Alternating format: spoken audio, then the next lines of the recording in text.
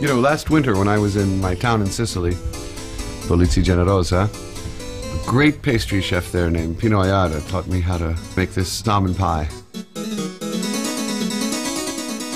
You ever get desire for something that you just can't stop wanting?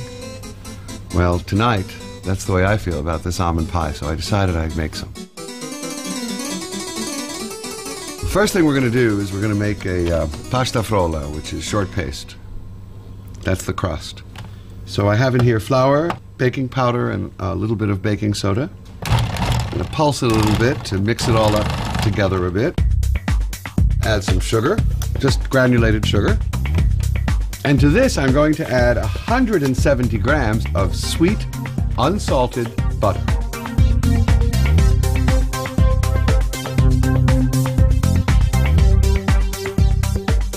And to this mixture, I'm going to add 4 egg yolks.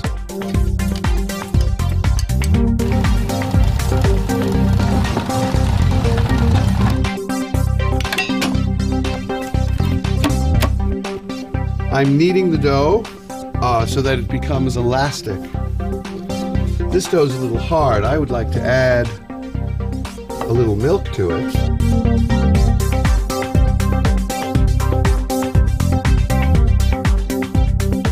Sprinkle it with a bit of flour.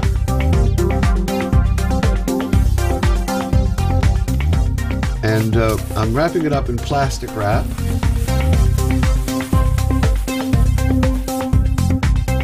I'm going to take this and pop it in the fridge for a couple of hours. Almonds, the magic of the Orient. Almonds came to Sicily about 1,200 years ago, brought by the North Africans. And Sicilians are famous for almond paste. In the 16th century, Sicilian almond paste traveled as far as the courts of Scandinavia. We're going to make the filling. Here we have about 450 grams of raw, whole almonds. Pulse them till they're kind of coarsely ground.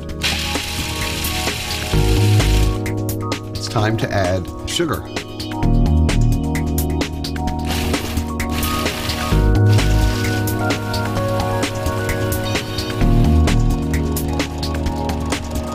To these lovely pounded almonds, we're going to add another 170 grams of butter. Going to add 3 eggs that have been slightly beaten. I like to add them while the machine is turning.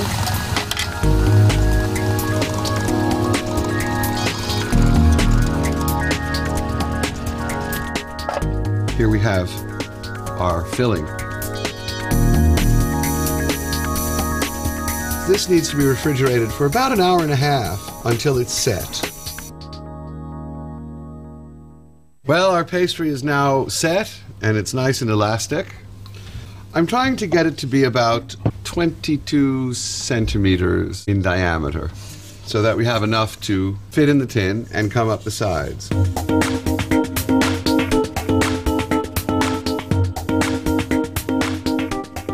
Thin layer of bitter orange marmalade.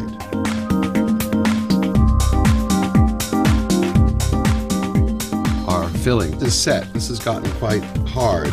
And the reason why I want that to happen is so that in the cooking process, the butter doesn't separate out.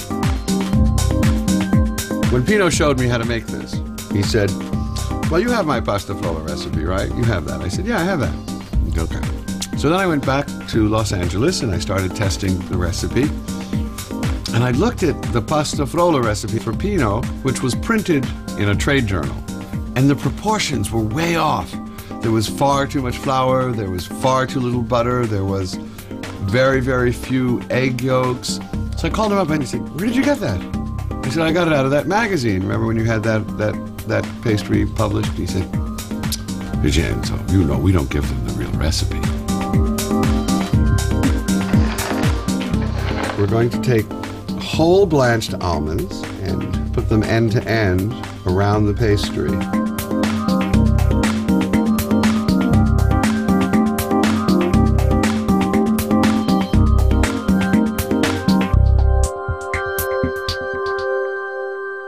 Well, we've preheated the oven to 190 degrees, and we've put a rack in the upper third of the oven. We're going to bake this for between 25 and 35 minutes until the crust is quite browned.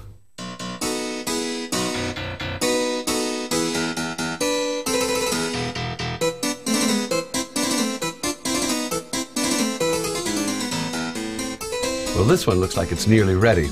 But you know, after this cake comes out of the oven, it has to sit for practically a day for it to set. All wonderful things take time. And bearing that in mind, I, very cleverly, made one yesterday.